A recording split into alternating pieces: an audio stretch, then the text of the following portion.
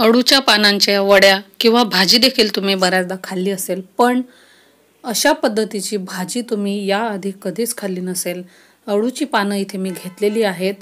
ती स्वच्छ धुवून घेतलेली आहेत. त्याची देठं काढून आपल्याला ती बारीक चिरून घ्यायची आहेत. इतकी अप्रतिम चवीला लागते की नॉनव्हेज देखील तुम्ही खाणार नाहीत. नॉनव्हेज देखील पडेल याच्यासमोर. इतकी छान ही भाजी तयार होईल.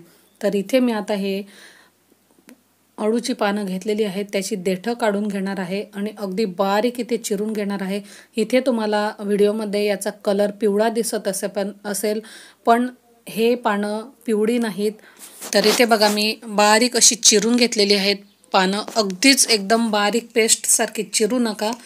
मीडियम अगदी म्हणजे किंचित जाडसर ती चिरायची आहेत. आता इथे बघा चणा डाळीचं पीठ घेतलेलं आहे 2 वाट्या.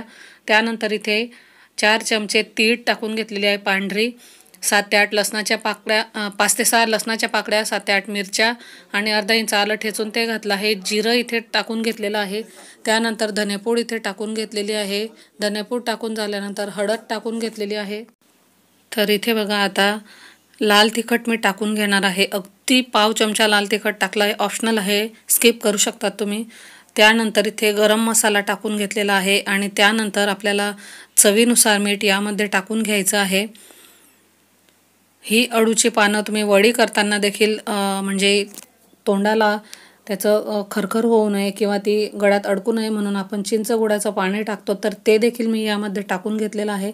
त्यानंतर चिरलेली अळूची पानं आहेत तर ती टाकून घ्यायची आहेत. आता हे आधी कोरडं मिक्स करून घ्यायचं आहे आणि त्यानंतर मग आपल्याला थोडं थोडं पाणी टाकून हे म्हणजे आपण भज्यांचं पीठ भिजवतो त्यापेक्षा थोडं घट्ट भिजवायचं आहे. तर इथे मी आता हे भिजवून घेणार आहे. हे बघा अशा पद्धतीने थोडं थोडं पाणी टाकायचं आहे, कारण आपण चिंच गुळाचं पाणी देखील यामध्ये टाकलेलं आहे. तर अशा पद्धतीने मी आता हे भिजवून घेणार आहे. हे बघा पाणी जास्त लागत नाही याला, हे भिजून तयार झालेलं आहे. आता आपण हे 5 ते 7 मिनिटांसाठी असंच ठेवायचं आहे. तोपर्यंत इथे मी एका चाळणीला तेल लावून घेतलेलं आहे. त्यानंतर या मळलेल्या पिठाचे म्हणजे भिजवलेल्या पिठाचे आपल्याला असे छोटे छोटे गोळे तयार करायचे आहे. खूप मोठे बनवू नका. तर अशा पद्धतीने गोळे तयार करून मी या चाळणीमध्ये आता हे ठेवून घेणार आहे. आपल्याला हे वाफवून घ्यायचे आहेत. तर इथे बघा मी आता हे सर्व गोळे असे ठेवून घेणार आहे. छोटे छोटे ठेवले म्हणजे ते खायच्या वेळेला देखील खूप छान लागतात. तर संपूर्ण गोळे इथे आता मी ठेवून घेणार आहे. हे गोळे तयार झालेले आहेत. आता हे वाफवायला ठेवायचं आहे. तर इथे बघा आता मी इकडे एका कढईमध्ये पाणी गरम करायला ठेवलं होतं, त्यात चिंच टाकून घेतली आहे म्हणजे कढई काळी पडणार नाही. आता हे यावर ठेवून झाकण ठेवून घ्यायचं आहे आणि हाय फ्लेमवर आपल्याला 10 ते 15 मिनटं वाफवून घ्यायचं आहे. हे वाफून होईल तोपर्यंत आपण मसाला तयार करून घेऊयात. तर इथे मी आता तव्यामध्ये 1 चमचा तेल तापवून घेणार आहे आणि त्यानंतर यामध्ये मी आता 2 मोठे कांदे उभे पातळ चिरून घेतले आहे. ते 2 मीडियम साईजचे टोमॅटो, 7 ते 8 लसणाच्या पाकळ्या आणि त्यानंतर अर्धा इंच आलं हे टाकून घेतलेलं आहे. आणि हे सर्व आपल्याला आता छान असं भाजून घ्यायचं आहे. थोडा रंग परतून होईल तोपर्यंत आपल्याला ते भाजून घ्यायचं आहे. सुरुवातीला 2 ते 3 मिनिट अशा पद्धतीने ते परतायचं आहे आणि त्यानंतर मग आपल्याला झाकण ठेवून ते छान असं शिजवून घ्यायचे आहेत. झाकण ठेवून वाफवलं म्हणजे शिजवलं म्हणजे ते छान लवकर शिजून होतात. तर इथे बघा आता 2 ते 3 मिनिट झालेले आहेत. छान असं हे मी परतलेलं आहे. आता गॅसची फ्लेम मीडियम ठेवून आपल्याला हे यावर झाकण ठेवून घ्यायचं आहे आणि त्यानंतर आपण हे छान असं कांदे वगैरे आपले भाजून होतील. तर हे मी आता इथे भाजून घेणार आहे. तर बघा इकडे आपल्या ते मगाशी ठेवलेले वडे देखील छान असे वाफून होत आहेत. तोपर्यंत इकडे बघा आपले कांदे आणि टोमॅटो वगैरे आहे तर ते देखील छान भाजून झालेलं आहे. तुम्ही बघू शकतात कलर देखील त्याचा छान असा परतून झालेला आहे म्हणजे बदललेला आहे.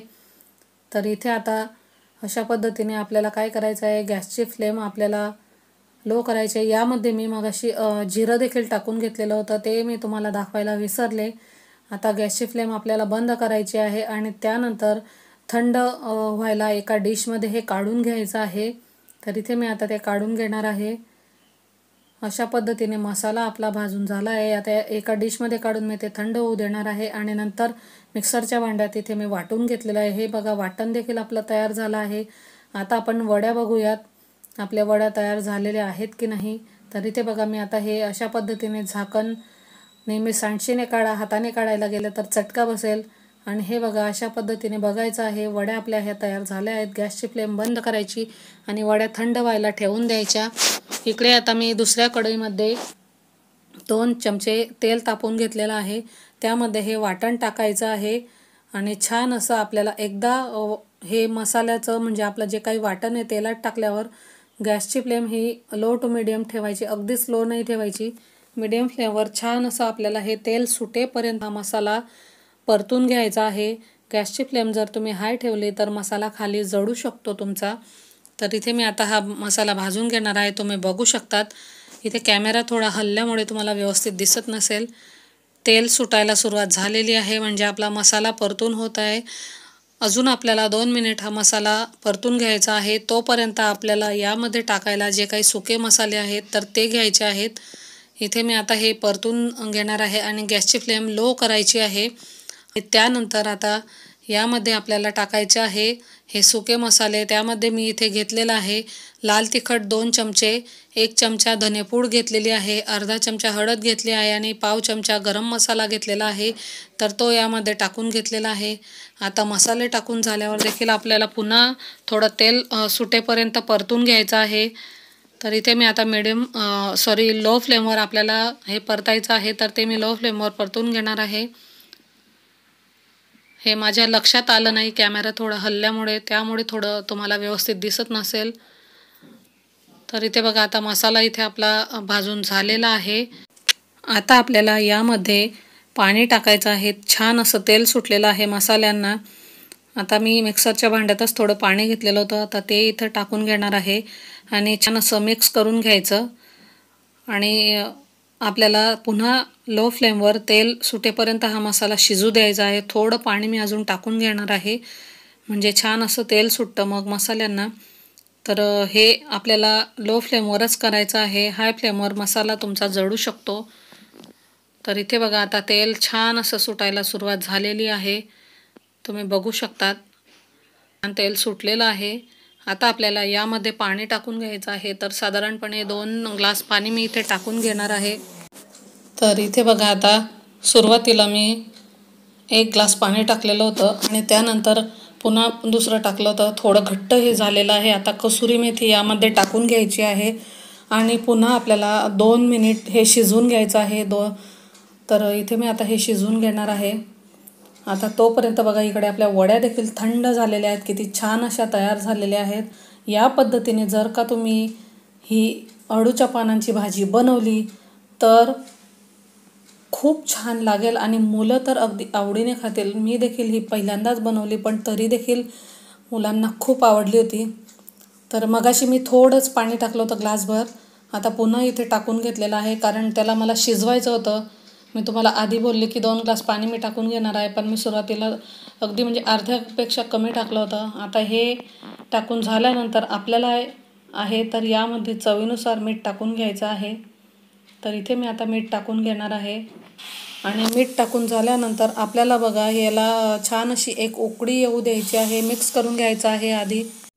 आता हे मिक्स करून झालेलं आहे. हाय फ्लेमवर याला आता मी एक उकळी येऊ देणार आहे. तर इथे बघा, आता उकळी एक आलेली आहे. अशा पद्धतीने एकदा मिक्स करून घ्यायचं आहे आणि त्यानंतर आपल्याला मगाशी आपण तयार केलेल्या वड्या आहेत तर त्या वड्या टाकून घ्यायच्या आहेत. इथे मी आता त्या वड्या टाकून घेणार आहे. तर इथे बघा, हळुवारपणे त्या वड्या टाकायच्या आहेत, कारण की तुम्ही जोरात जर एकाच वेळेला टाकायला गेल्या तर याचे शिंतोडे आहेत तर ते तुमच्या अंगावर उडू शकतात. त्यामुळे अशा पद्धतीने हळुवारपणे त्या टाकायच्या आहेत. तर इथे मी आता ह्या वड्या टाकणार आहे. सुरुवातीलाच आपण हा रस्सा आहे तो शिजवून घेतलेला होता, त्यामुळे आपल्याला जास्त शिजवायची गरज नाही.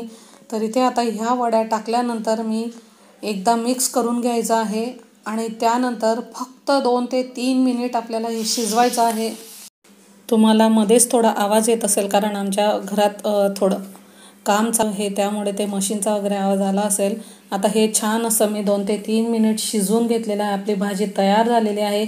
सुरुवातीला हे थोडी पातळ दिसते, पण आपण जेवायला वाढल्यावर ताटात म्हणजे डिशमध्ये टाकल्यावरती छान अशी घट्ट होते. तर इथे आता ही भाजी छान शिजलेली आहे. आता मी इथे एका बाउलमध्ये ही भाजी काढून घेणार आहे.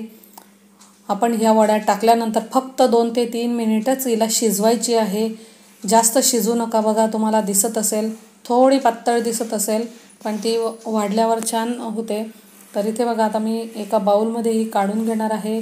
तरी देखील किती छान आलेली आहे आणि गरमागरम तुम्ही भाकरीसोबत किंवा नानसोबत चपातीसोबत खाऊ शकतात किंवा मग राईससोबत देखील तुम्ही खाऊ शकतात. तर नक्की अशी भाजी बनवून बघा. कमेंटमध्ये कळवायला विसरू नका. चॅनलवर नवीन असाल तर लाईक, शेअर आणि सबस्क्राईब करा आणि बेल आयकॉनवर क्लिक करा, म्हणजे अशाच पद्धतीचे नवनवीन व्हिडिओ मी तुमच्यासाठी आणत जाईल आणि त्याचं नोटिफिकेशन तुम्हाला मिळत राहील. चला तर मग पुन्हा भेटूया.